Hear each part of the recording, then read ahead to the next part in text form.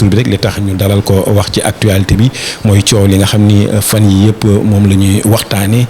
muy affaire Wally wi mu mel ni am na médiation bu ci jugoon mu mel ni sax am na leneen yu ci rax tax na tey ñu moom ci boppam mu amal ñu ay leeral ginnaaw bu ñu ko santee ci accordé bi ñu accordé temps bi ak xat-xatam di la jaajëfal bu baax Mame Matar di la ziar. waaw jërëjëf Fall Ndiaga sama doomu ndey ndax wax dëgg yàlla doo gan ci man bokk nañu ay plateau télévision yu dul jeex lépp rek ci seex laaj ak tontu ngir luy mën a jëmee réew mi kanam kon nag maa ngi profité beral nuyoo mboolem téléspectateur info rewmi.com te di ñaan yàlla kaddu yi fi jib mu doon kaddu yoo xam ne dinañ ci mën a jariñu ñun ñëpp Sénégal jëm kanam incha allah. jërëjëf Mame Matar fi may njëkkee rek moom mooy Sénégal dañoo xëy gis la benn plateau boo bokk ak Thione Seck mu bëri ay coow yu ci am ñu bari ni Mame Matar waru fa woon a dem ne médiation ko taxoon a jóg mais da ko waroon a def médiation autrement mais pas mu bokk ak Thione Seck plateau parce que ñaari nit ñi. waa jërëjëf d'abord mënuma ñàkk bañ a masalu coono les militants les amis et les sympathisants de Jamra waaw ndax coow lii yëpp ñun ñoo leen ko teg am na ñu jaaxle man leen jarul a jaaxle ndax sëñ Fallou wax na ne lu yàgg rek dëgg la bu leen fàtte ne ñu ngi jot suñu récépissé au mois de février 83 février bii passé ci la ñu màggal suñu fanweeri at ak juróom benn boobu wéetoon nañ ci dëkk bi lool ci xeex contre ñaawteef wéetoon nañu lool ci bi nga xamee ni Salman Rushdie indi na fa téere bu bon boobu ñuy wax les versets sataniques ñu xeex ko ñun kot Jamra kenn newu fi ba yàlla defal ñu ci ndam wéetoon nañu lool ci franc-maçon yi ba ñu fi jógee en 1985 porte plainte Latif ne dañ koy toroxal tribunal ka ko porté woon plainte yéen ñëpp yéen a ngi fàttaliku turam ambassadeur Abdou Diouf la woon waaye comme que génn na àdduna la décence ne permet pas de citer son nom wéetoon nañu lool ca xeex boobu ñuy félicité avocats yi ñi jàppale woon yëpp ñoom imam Babacar Niang Kabibel Diouf ba ñu am ndam ba franc-maçon yi rocci seen plainte en 1985 di gërëm Seydi Abdou Sy Dabakh di gërëm sëñ Abdoul Ahad Mbacké ak Baye Seydi Thiaw bu Seydina Limamou ñooñu jàppale woon avec la forte mobilisation des Sénégalais en 1985 ñu am ci ndam boobu kenn newu fi ñun rek a fi newoon yàlla di def ndam ba waa Caaroy seen quartier boobu nga xam ne dafa leen ëlëmoon tere leen nelaw ndax ñaawteef ya fa ne agression yi njaayum yàmbaa jigéen ñi jaay seen bopp ñu di ko xurum bukki Jamra lëkkaloo ak imaamu Caaro yi ñu xeex ko dajji buntu jaaykati sàngara ak ndam saan yi sotti ci essence taal ko rebaptiser quartier bi tuddee ko sant yàlla boobu wéetoon nañu lool ci xeex bi yàlla di ñu dimbali nag ba bu yàggul rek ci mbirum journée de lutte contre la drogue Abdou Diouf boole woon ñu ak ministre de la santé Marie Sarr Mbodj Jamra amoon une proposition bu organisation des Nations Unies mujj accepté muy Xavier Pérez de Cuéllar en 1988 pour que ñu décréter désormais chaque 26 juin journée mondiale de lutte contre la drogue boobu ñun rekk fi ne woon donc léegi mënuñu loolu sant yàlla bi nga xamee ni kuréel yi bari na waaye amoon na temps métti woon na lool Latif tëj nañ ko dóor nañ ko gaañ nañ ko menacé nañ ko de mort bàyyi daam laay bi ñu toogal fii ci njaboot Seydina Limamou dàq nañ ko ca place ba mu doon liggéey ndax ba ñuy xeex ak Salman Rushdie sëñ Abdou Aziz Sy Dabakh en partenariat avec Jamra ba mu wootee grande mosquée mu ne day dem patron libanais bi mu doon liggéeyal ne ko boo demee ma dàq la mu ne ko kon muy sama dàq ak ñeneen ñu ci loru am na ñu exilé wu am na ñu seen say tas ndax jàpp ci xeexu Jamra bi ba ndam li gën a rëy c'était en 2007 li Sénégal gi yëpp yàgg di naqarlu mooy narcotrafiquants yi ami milliards en tuant nos enfants kenn ñemewu leen affronter Latif seul moo leen affronter à l'Assemblée nationale naataangoo député yi jàppale ko ba ñu voté la loi 2007-31 bi criminaliser le délit de trafic de drogue boobu mbéetoon nañu alors ba tax na kenn mënu ko lim ba mu jeex am na livre bu ñuy préparé le livre bilan de Jamra ñoom imam Massamba Diop ak imam Moustapha Sy ñu ngi ciy liggéey su boobaa tout tànk yi nga xam ne barka démb la ñu juddu ñu mën a xam jaar-jaaru Jamra jëla ci ay jàngat alors li nga laaj dafa am solo ndax xam nga dañuy jógee bu yàggoo ci xeex bu metti mu di les dosettes alcoolisées yi gaañ xale yi te kenn du ci wax yàlla dimbali ñu lëkkaloo avec les imams de Rufisque may gërëm imam Abdoul Aziz Ndoye ak imam El Hadj Alou Dia xeex nañ ko ba tëj nañu distillerie bi alors donc ci xeex yooyu la ñu jóge itam ci xeexu série yu bon yi yàq jikko xale yi ndax ñun amuñu intention di tànnal mag ñi lu ñu war a seetaan ak lu ñu warul seetaan suñu pànk eggul foofu suñu yoon newul ci mag ñi ndax yéen journalistes yi tàmm ngeen di wax naan que les adultes sont majeurs et vaccinés suñu préoccupation du adultes yi tout tànk yi la kenn amul droit am say sponsor ñu yore ay milliards nekk sa ginnaaw ngay defar yoo xam ne yéeme na di ko diffuser à des heures de grande écoute te nga lànk ne doo ci def le pictogramme de limitation d'âge lépp rek pour ay sponsor ak ay insertion publicitaire di lor xale yi di leen traumatiser di porter atteinte à leur santé mentale et morale looloo lu ñu taxoon a jóg bañ ci yàlla defee ndam parce que CNRA dóor na leen benn mise en demeure kon ñi doon defar maîtresse d'un homme marié ak kàddu yi ñaaw yi pornographie verbale l'apologie de la fornication la promotion de l'adultère alors CNRA jox na dëgg jox na leen mise en demeure nag mooy ñoom ils sont en sursis waaw léegi nag li tax ma tàmbali foofu mooy ba yàlla defee la muy def ak coow li ci am yépp ba CNRA yi recadré waa maîtresse d'un homme marié nee leen boo leen ko fi defaatee rek sanction yi dal seen kaw mooy sanction 5 millions yi daloon ci kaw Walfadjri ba ñu doon dawal série bu mel nii ñu tuddee ko business di sexe ndax turu série bi rek àtte na boppam ba yàlla def ndimbal ñi doon xeex yépp mbir mi ak ñun am ci ndam ba alamaan nañ leen arrêté série bi waaw ba yàlla defee ndam lu mel noonu ci maîtresse d'un homme marié nga xam ne ñoom itam ils sont en sursis mais yéen a doon wax naan Jamra dañu soxor c'est des hypocrites dañu defee ne fii état islamique la fii c'est une république laïque ce n'est pas l'Afghanistan ce n'est pas l'Iran lu ne ngeen ñu yàq daa dina waa lu tax sax ñoom ba ñuy xeex série yi surtout maîtresse d'un homme marié jiitaluñu waxtaan d'abord ak ñi moom série bi lu tax jiitaluñu waxtaan ñu ne waaw comme que nit matul loolu noo ngeen ñu kii critiquer dinañ ko fas jël ci leçon coow Wally jëpp ñu jiital waxtaan parce que yéen a ñu ko digaloon ngeen ne bu kenn wax ak Wally pour lan kenn du wax ak moom Wally dafa nekk jinne malaayika wala extraterrestre bu jóge ci beneen planète dafa moom nit ñi ba bu fekkee dafa am acte yu mu posé mu indi jeexi jaaxa ci réew mi ngeen ne bu kenn wax ak moom kon kuy wax ak moom alors il faut sénégalais xam lu ñu bëgg alors ma bëgg leeral tout de suite nag ne conférence de presse ba amoon kër Thione Seck ñun Jamra ba ñu fay dem ndax yàlla rek doy na seede jarul di teg kaamil di waat yàlla moo wax ci téeram bu tedd bi ne maa leen gën a jege seen buumu xol alors ba ñu fay dem xamuñu woon ne conférence de presse am na fa xamuñu woon ni la ligue l'association des imams et des oulémas bi El Hadj Oumar Diène jiite ndekete ñoom itam amoon nañu yéene bu mel ni bu Jamra maanaam dem dox ci tànku jàmm loolu xamuñu ci dara lan moo taxoon kon ñu yëkkati tànk pour dem fa mooy dañu jeexaloon benn réunion bureau exécutif bu imam Massamba Diop jiite imam Massamba bi ñu may jéem a jaxaseel temps yi ba mu ko jiitee imam Massamba ne plainte bi tegu ci ndoddu ab imam comme man imam Massamba suñu ngor ak suñu mission d'imam may ñu di ko seetaan ñu daal di tëral suñu plan parce que nee nañ plainte bi bu demee ba sa cappaandaw la du rafet ci diine l'islam ñu ne am na imam bu ñuy traîner devant les tribunaux te avocat bi nee na bu jégguluwul kenn du rocc ci plainte bi imam Massamba ne loolu duma ko seetaan looloo waraloon nag mu ne bu fekkee dañu nar a toroxal imam Kanté jaral nañu ñun Jamra mbóot yi ñu denc contre borom ñaari tur yi ñu génn ko mu ne fàng ndax loolu daf fi amoon en 85 bi franc-maçon yi ne Abdou Latif da ngay fen amoo liste amoo dara jikkule bu dikkal ko 5 pages yi ñu yoroon liste franc-maçon sénégalais ay cadres de l'administration des hommes politiques des députés des journalistes alors 5 pages ak papier en tête de la loge maçonnique de Dakar ñun ñoo ko sàcc ci seen loge bi nekk weti rue Brière de l'Isle diggante Assemblée nationale ak actuel lycée Van Woo ñu di ko wax actuellement lycée Lamine Gueye ñoo ko sàcc ñu ne Latif ne leen damay fen rek ñu daal di génn benn liste 85 yàggul ñu bari fekke woon nañ ko ñun Jamra mënuñoo nax kenn am na ñu naan liste amul woon liste ba naka lañ ko def dañ ko tirer des centaines de milliers d'exemplaires séddale ko en 3 paquets benn paquet bi ñu jox ko ay jeunes Jamra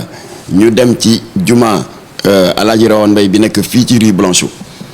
beneen paquet bi ñu jox ko ñoom Mbaye Sall léegi kilifa gu mag la dans le parti de Idrissa Seck mu ngay militer ci affaire pétrole bi en France. ñoom ñu dem grande mosquée ñu jël beneen paquet jox ko yeneen jeunes ñu dem ci juma Alaaji Yaxya Jóob bu Gueule Tapée 85 yàggu fi sénégalais yaa ngi may dégg xam nañ la xewoon dañu ne salaamaaleykum rek xale yi taxaw ci bunt bi commencé joxe ku lii rek dañ ne diw ca la bokk diw ca la bokk diw grand avocat diw grand journaliste diw ak kaalaam gu réy ak kurusam dëkk bi ne scandale bu réy am fii li fi xew xam ngeen ko am na sëy yu tas fàtte xaju fi sénégalais kenn mënu leen ndax 85 ñu bari ñu ko fekkoon ñu ngi dund. am na ku doon menacé de suicide du menace sax da doon bëgg suicide ñu sowe ko am na ñaar ñu exilé wu ndax gàcce googu ne nañ mënuñu ko dund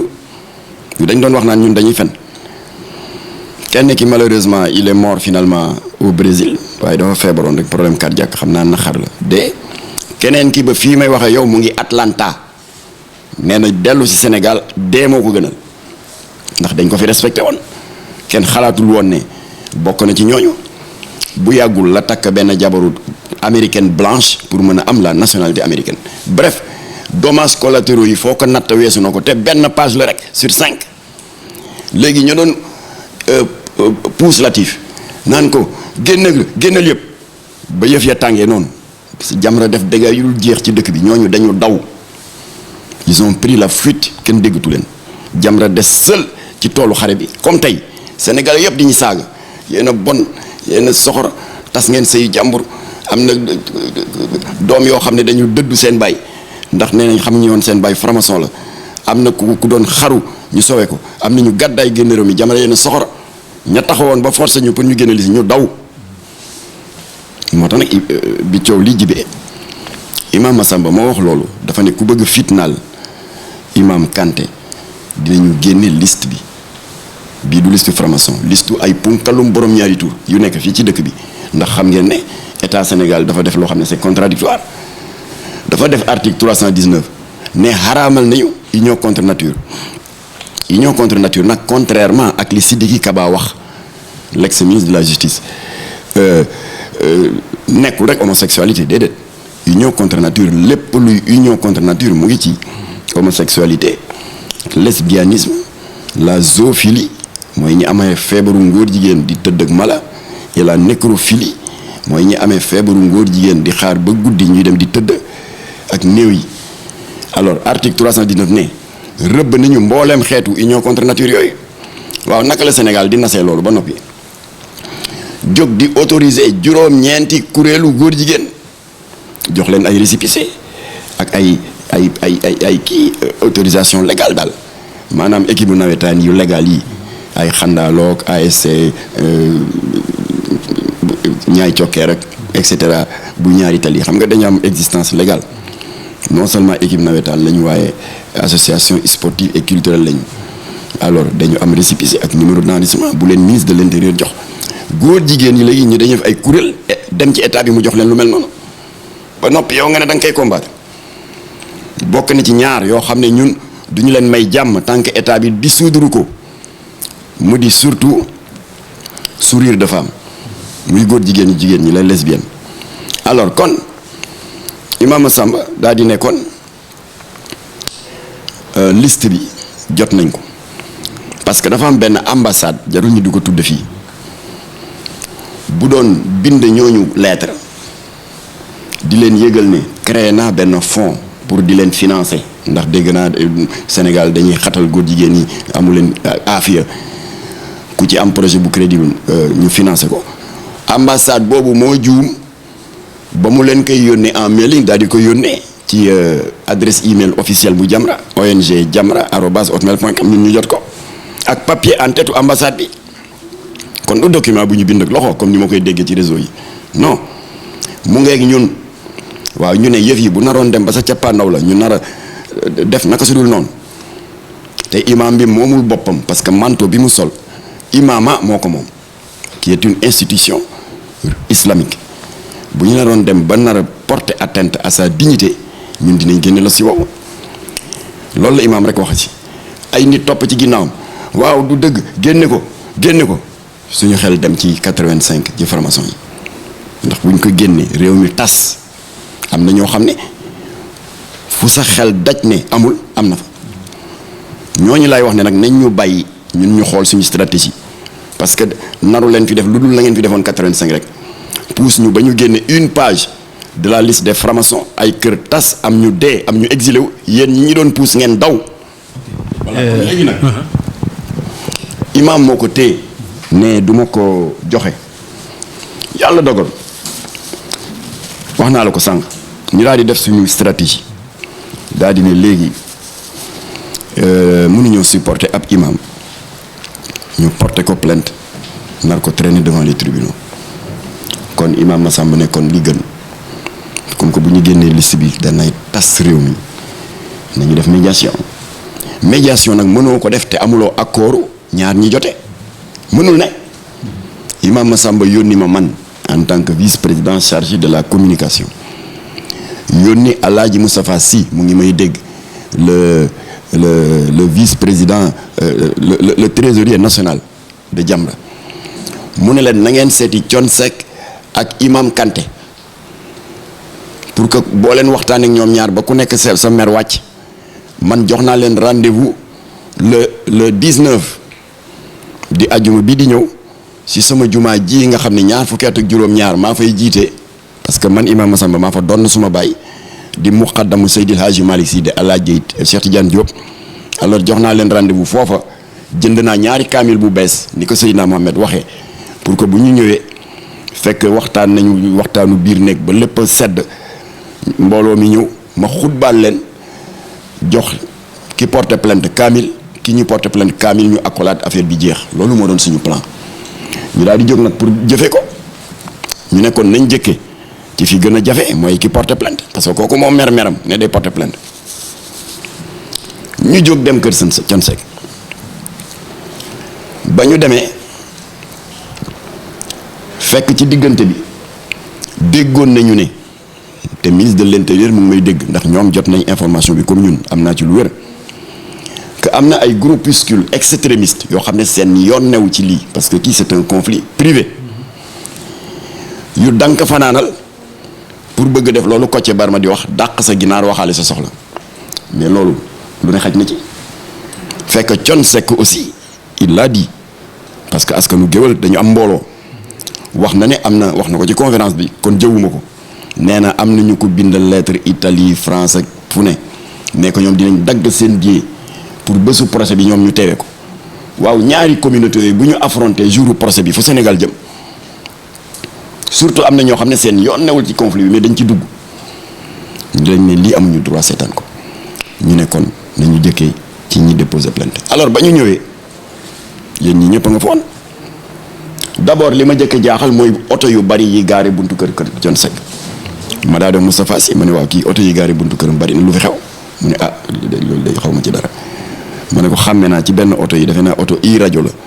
ñi ay journaliste lañ ñi ngi dox nii di dem rek ba jëkki ne dagaj ci vérandaaw Thione Seck cour ba fees daal ndekete Thione était en conférence de presse avec El Hadji Omar Diène bu l'association des imams et des oulémas yéen ko gis direct la dama dugg rek noyeegu ma sax Thione gestu gis ma kii day Makhtar Gueye la jërëjëf waay kii mooy ki nga xam ne bu ne dama ni rek Sénégal yëpp di ko déglu kon Makhtar vraiment mënoo fi jóge te sànni woo ci ay kaddu noonu la demee bu ko defee ñun ñu nekk ci situation bu difficile moo di mënuñu fa woon ne di jaay pànk ak di wujjee ak l'association des imams et des oulémas yi nga xam ne yàlla dogal na te loolu lu rafet la ñoom seen xol jëkk am initiative bi mënuñu fa nekk di rivaliser ak ñoom ñu daal di ne teg dal di bàyyi seen programme dox Thione wooma ne ma foog nga jël ci kaddu foofu damay def parenthèse pour ñu comprendre xam nga ñu bari ñu ngi def ne Jamra moo déposé plainte contre maîtresse de non mariée demeewul noonu maa ngi jël à témoin Serigne Bassirou Fall Serigne Bassirou Mbacké Cheikh Astou Fall mooy jarbaatu Serigne Mountakha xalifa général des Mourides di arrière petit-fils de Cheikh Ibrahima Fall mu ngi may dégg moom ak ka ñu toftal ci moom di oustaz Adama Mboup ñoom ñoo jiite kuréel bi ñuy wax le comité de défense des valeurs morales. Jamra dafa gànnaayoo woon plainte bi ba dem ba ca Babacar Diagne fekk ñoom seen plainte jiitu na fa suñu bos ma wax ko imam Massamba mu imam ne ah ça c'est délicat au lieu ñun ñuy déposer plainte ci kaw plainte mu mel ni dañuy wujjeek ñoom Maxtaar xottil plainte Jamra ñu bootu ci plainte sëñ Bassirou Mbacké Cheikh Astou Fall. Voilà comment ça s'est passé ñu nekk nag les co-signataires de cette plainte contre maîtresse d'un homme marié mais comme que Jamra moo ci gën a weex dunq ñun rek lañ doon dégg. Alors loolu moo ñu arrivé kër Thione Seck ñi ñëw fekk imam yi ñoom ndekete defoon nañu ay jéego pour def démarche pour def médiation waaw loo bëgg ñu def mu nekk ñaari médiation ñun ñu téye suñu médiation Thione ne ma dañu bëggoon nga sànni ci kàddu ma daal di ci yëkkati kàddu ndem defar moo ñu tax a jóg kay waruma gàntal loolu ñu daal di jël kàddu la ma fa wax ñëpp a dégg nañ ko. J'ai rappelé que suñu xamee ak Thione jiitu na carrière musicale doomam bii indi coow li tey nettali naa tous les détails mënuma jël seen temps au micro di ko fi nettali ndax ñëpp xam nañ ko. Thione moo bëggoon tourner benn clip di tagg yonent bi te ñun duñu nangu mu gën ñoo bëgg yonent bi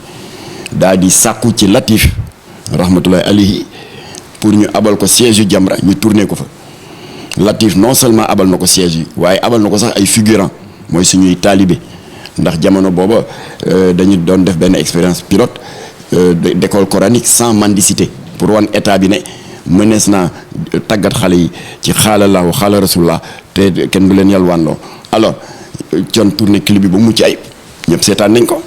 wax fàttali naa loolu ma fàttali ci sama intervention coow li toppoon Wally Seck en janvier 2016 mooy affaire u sac de femme porté par un homme ma fàttali ni Jamra dalee woon ci kawam xamal ko ne dikkoon na coow te am na ñoo loroon ndax am na sa ay fans yu ñu dóor ma daal di fàttali nag t-shirtam bii indi coow li ndax t-shirt boobu adduna yëpp xam nañ ne que c'est le signe de reconnaissance et le symbole de ralliement mbooleem dégg nga kuréelu borom ñaari tur yi ne ci àdduna muy homosexuels yi lesbiennes yi et cetera moom mooy seen mandarga. fi may duggee rek moom mooy bi ngeen fa jugee parce que ci guddi gi rek la Imam Kanté génn wax ni la mu waxoon tey la ko gën a wax benn ndax ba ngeen fa jugee rendre ngeen woo ngeen ko xamal ko ni ko rek doon nañu dox lii benn bi mooy loolu beneen bi tamit moom mooy lan ngeen doon daw ci bañ affrontement ndax li Imam Kanté wax dafa da cee amul preuve ngeen xam ne amu ci preuve. Imam Kanté n'est pas notre souci netti naa la sànq ni am na ñu doon bëgg a laxas jaan ci mbir mi te seen yoon newu ci et je prends Aly Ngouille Ndiaye le ministre de l'Intérieur à témoin il a des informations que am na ñu naroon jóg bés boobu taal dëkk bi dal kër kaw Thione Seck taal ko te ñooñu ils vont pas se laisser faire dañuy fay loolu moo doon suñu itte li mu Kanté li mu dégg waxoon nañ ko. alors ba ma defee loolu wax ne loolu moo indi coow li ñu ne Wally nag fekk amoon na ñaari journal yu toog ci suuf ma yéen ñi toog war ngeen toll ci âge Wally bu doon yéen a sol le t-shirt arc-en-ciel di t-shirtu góor jigéen yi muy seen mandarga seen symbole de reconnaissance à travers le monde bu doon yéen a ko sol kenn du leen faale doo am impact mais Wally c'est différent yàlla moo ko dénk mbooloo boo xam ne li ci ëpp ay tout tànk lañ mënuñ ci dara yàlla moo ko dénk la réalité est là moo tax ba ma intervenir ma ne Wally tu n'as pas le droit de faire ce que tu veux ndax kàddu goo yëkkati acte boo posé dafay am un impact ci jeunes yi boo xam ni foo ko natt weesu na ko alors ci laa ñu def suñu proposition ñu ne ko léegi ñun li ñu lay proposé di ko dénk say wayjur di ko dénk sa entourage ñoom nañu fexe bañati la bàyyi ak sa sago ngay def lu la neex parce que amatoo droit tu nekkatoo homme bu libre boo parce que ba nekk nitu mbooloo amatoo liberté te lobby porteur de voix la ñuy ut wax naa ko bàyyi bi ma ne ko yow Thione Seck ak ñi nga bokkal génération amul kenn ci yéen ku mën a waat ni amul benn bés boo xam ne au moins une fois dans vos 30 ans de carrière lobby jëmuñu am bunt ci yow muy lobby homosexuel lobby maçonnique xanaa ñu jéem échoué waaye mës nañu jéem ma ne rawatina Wally c'est le Benjamin du showbiz mën na mucc ci loolu. alors ci laa leen nag na ngeen di veiller yéen ay jege ñaaleem ak i mbokkam ak i waajuram à ses tenues vestimentaires na ngeen di veiller à ses tenues de scène à ses attitudes d'artiste. alors ma ne s'il le faut sax ñun Jamra xam nga bi fi Latif nekkee dañu amoon troupe théâtrale islamique ka ko yoroon nekkatul en activité si Jamra sax waaye ba tey ñu ngi jokkoo yàlla daf ko may c'est un styliste ci wàllu tenue traditionnelle ci wàllu tenue islamique ma ne ko s'il le faut dina am kenn ci ñun ku ñuy mandaté mu jege si la pour mën di la conseiller ci ay tenues yu yiw gis nga kooku ni ñu ko déformé ñu ne waaw Matar Gueye intègre le staff de Wally mais c'est pas grave jéggal naa leen ma ne kon s'il le faut ñu jël kooku dépêché ko pour mu di la conseiller ndax erreur yi nga def te mu jur coow bañati la dal. alors ba ñu jeexalee loolu nag ñun ñu sant yàlla daal di ne ndekete yoo suñu démarche bi liñ si jublu woon mooy bu ñu jógee ci Thione Seck wax naa la ko sànq dañuy seeti Imam Kanté mënuñu woon jëkke ci Imam Kanté parce que kii moo ko porté plainte loolu la ñu waxoon bu ñu paree ci moom bu ñu paree nag ci Imam Kanté ajjuma Imam Massamba noté na lépp mu may dégg ajjuma Imam Massamba jiite juma ci jàkk ji nga xam ne ñaar fukki at ak juróom-ñaar mu ngi fay jiite cité Gazelle bu Pikine bu jiite ba noppi may leen kaamil jub xutba leen jubóole leen loolu la ñu tëraloon waaye yàlla dogal première étape bi rek la ñu def yàlla faj suñuy aajo c'est-à-dire jotuñu génn Thione Seck kër Thione Seck sax ñu daal di am la ñu bëggoon mooy le retrait de la plainte alors bref suñu jéego bi ñu ngi sant yàlla bi nga xam ne atteindre nañ doublement notre objectif mooy benn plainte bi retiré nañ ko te laajul ay jataay ak réunion gisee Kanté ak juma imam retiré nañ ko te Imam Kanté n'a pas été obligé de s'excuser comme l'avocat de Wally l'y obligé parce que avocat bee ko wax ne on ne retirera la plainte jamais tant que Imam Kanté jéggalul publiquement te loolu gàcce la alors donc plainte bi yàlla dimbali nañu du njàmbaaru Jamra nag yàlla a créé ay concours de circonstances su boppam ba la plainte a été retirée sans que imam ne s'excuse publiquement muy benn ñu ngi koy sant yàlla ñaareel ba li tax ma ne l'objectif est double deuxième objectif bi atteindre nañ ko mooy ñi taxawoon dank fanaanal ci ay woo xam ne seen yoon newu ci bëgg a taal dëkk bi ñooñu yàlla nasaxal na seen pexe alors ñooñu nag bu ñu wëlbatikoo ñooñu wax ne waroon naa bàyyi dëkk bi tàkk waroon nañu bàyyi plainte bi ñu déposé ko bésu procès bi ay xeex am waaye ñi bëggoon loolu ñooñu bu ñu wëlbatikoo di ma saaga dans les réseaux sociaux dama leen di sant bu baax ndax sëñ Abdoulaye Sy Dabakh dafa fa lay tëjee dafa am lu am solo lu mu wax dafa ne bu fekkoon dama nekk ci mar gu tar man taalibe bu ñàkk solo bi sëñ Abdoulaye Sy Dabakh xam nga il est extrêmement modeste ma am benn guuxu ndox boo xam ne bu ma ko naanee rek mën na ma sowe te bu ma ko xañee sama bopp mën naa ci ñàkk sama bakken Sénégal di tàkk te fekk guuxu ndox boobu bu ma ko goxee mën na fay lakk bi Sénégal sowe man Seydi Abdou Sy Dabakh jaral na ma goxi ko Sénégal sowe man ma dem barzak alors ma ne kon bu fekkee tir boulet rouge yi ñuy encaissé ñun mooy weccoo ay wi ak ñi naroon taal dëkk bi ndax yàlla nasaxal na seen pexe bu fekkee kon saaga yi réseaux sociaux yi kii bett nañu kii day jàppale góor jigéen ñi lu ne daal ak ñu ngay inventé ak wax ju ñaaw ju mën a doon bu fekkee ay boobu ñu dékk ko dana yàlla dana ko weccoo ak jàmm ci réew mi jar na ko moo tax ñi wax ju ñaaw yëpp non seulement jéggal naa leen waaye maa ngi leen di gërëm di ñaan yàlla mu dàqal ñu seytaane di ñaan yàlla mu def jàmm ci réew mi di ñaan yàlla mu làqal ñu Sénégal fu yàq yàggul xanaa li ma ciy dolli rek